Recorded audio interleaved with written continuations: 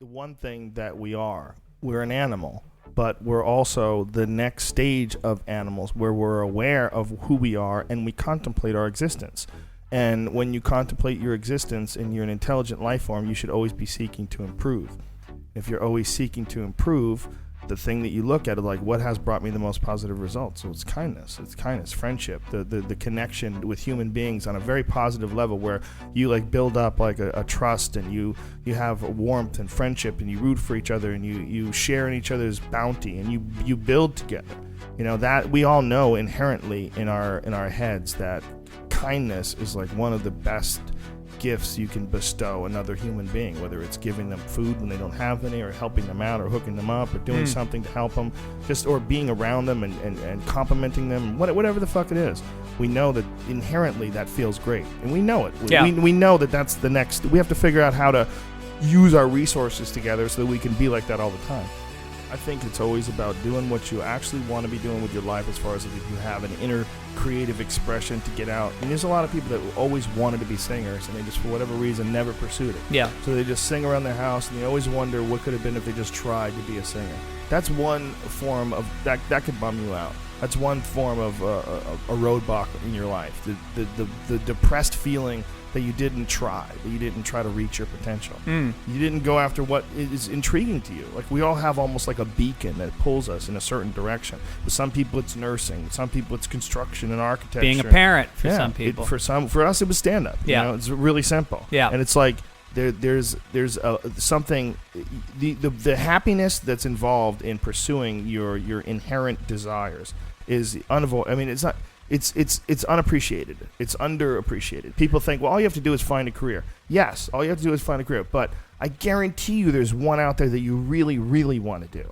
Yeah, the key Unless it's just like, I want to be famous. Then you're an asshole. Well, that's what I was going to say. The key is that, we're in Hollywood, and I see a lot of misdirected what you're saying. You see people that think that being famous is going to bring them happiness, which you certainly have more experience with fame than I do. But you probably would say that it is marginally helps you be happier with giving you maybe some possibilities, but it does not deliver you happiness. It's a managed form of madness, because the whole world has changed, and now everywhere you go, people will know who you are, but you won't know who they are. And when you start becoming famous, it's like 1 out of 100. Then it becomes 1 out of 10. Or 1 out of 3. When you're Tom Cruise, it's everybody. Yeah. I'm not everybody, but it's enough so that it's weird. Yeah. It's enough so that your reality shifts, and then everywhere you go, and people have their own. Also, they have predetermined perceptions of you based on your work. Yeah. Whether they can, or something they read that you said, or somebody who met you, and he was a dick. And what always strikes me as kind of creepy is that if they recognize you, you're going to see their best side. Most likely. There's the freaks, but most likely they're going to say, look, I'm meeting Joe Rogan. I'm going to tell my friends about this. I want to have as deep of a connection as quickly as possible as I can. So you're getting all this energy focused on you. Yes. Constantly. I just saw it when we played pool. I mean, 5 or 6 different people came up to you and wanted pictures. And the thing is you're not necessarily, once you get over the novelty of, hey, people recognize me, you're really giving. You're just giving people something, unless just you being nice. Yeah, you're being nice, which is, but for them, it's like a positive little experience. I like that when I meet somebody, I'm going to know if they're a douche or not, because if they don't know me, then I'm going to see who they really are. But if they recognize me, then it's going to be, I'm not going to see this person. It's true. They may talk shit behind my back or whatever, but when I see them, they're going to have a little bit of an agenda to be nicer or try to form more of a relationship than they would have otherwise. And that's confusing. That really throws you off. It can if you're not an analytical person. Look, I think the most difficult person to figure out always is ourselves. And I think most people, at least, don't have nearly enough inner dialogue where they sit themselves down and go over all the different shit that they're thinking and doing and behave, how they're.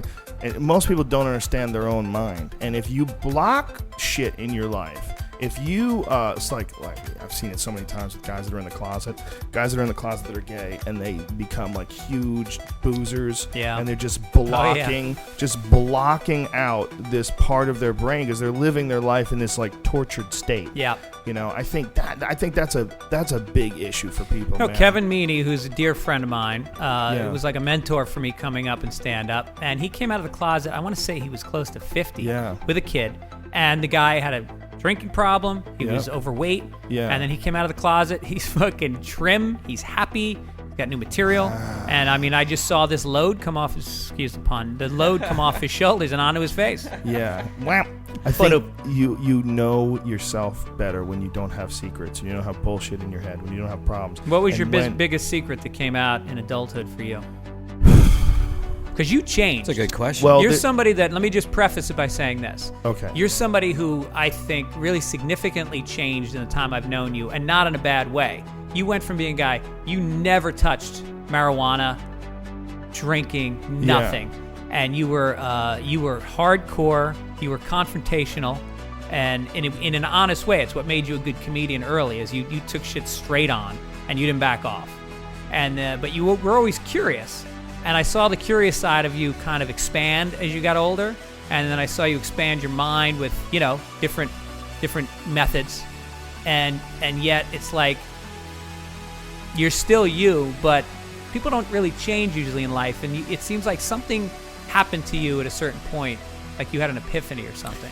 Well, one thing is I got an isolation tank, and the isolation tank. There's never been a bigger tool for me in terms of like personal development than the tank, because the tank is you completely alone, only with your thoughts, and there's no way to distract yourself with activities, with chronic masturbation, with fucking watching TV shows when you're flipping through channels late at night when you really should be sleeping. There's no way to distract yourself from your innermost thoughts when you're in there. There's nothing there but you. You don't even get your body in there because your body's in the warm water. It doesn't feel the water after a while. There's so much salt, you're floating.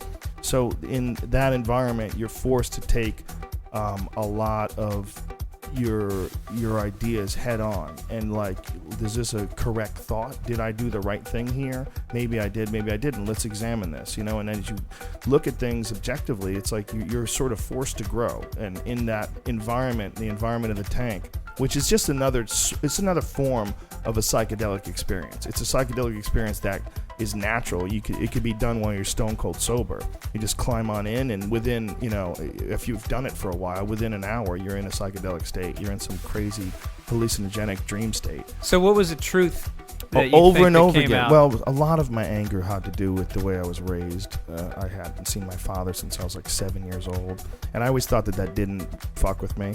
But then as I got older, I really truly realized it fucked with me. Mm-hmm. And I didn't really kind of understand it until I had a few psychedelic experiences and kind of like looked at the source of a lot of angst and a lot of like anger that I would have. Like I would be a guy who would try to be nice to everybody, but I was already on a trigger. So if something happened, where someone did something rude, I would over escalate almost immediately. I would be ready to take them to fucking full on war, immediately.